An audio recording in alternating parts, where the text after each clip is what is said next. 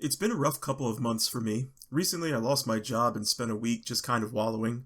But I promised myself I would put out a big content update in time for a Steam event at the end of the month, and I stand by that promise. Motivation is the biggest challenge to a solo project, and as long as I'm not feeling burned out, it feels good to do something here and there every day. It's been boots on the ground scripting this gas station scene. This is Wilma, the cashier, and she functions as a guide to the strange town of Stillridge through divination.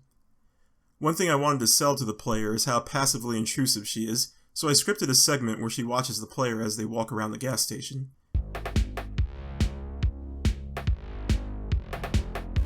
Examining her causes her to hide, and walking back to the register makes her book it back.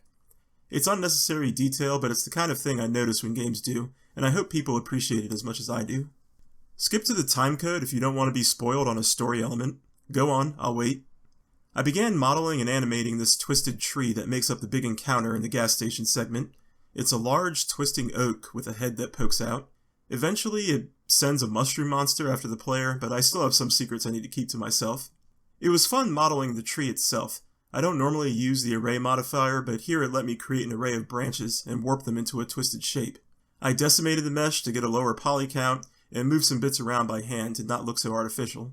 The face began using Frank Vincent as a reference. I needed a character that looked oily and leathery, and Frank Vincent fit the bill, rest his soul. There are still some details I haven't finalized. Eventually he'll be covered with ichor and burst from the tree with some grody particle effects, but this is good enough for testing purposes.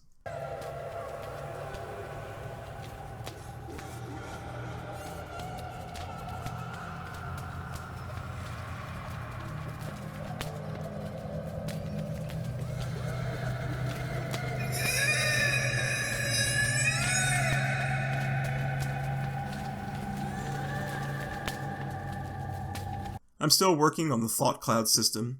Initially, I allowed the player to smoke wherever, but it made no sense to light up in a public location, and it required some debugging to ensure the system wouldn't break in unseen edge cases.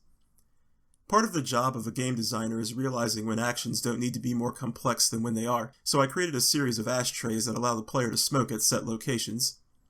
This cuts down on a lot of bug finding, and I can tightly control what the player does.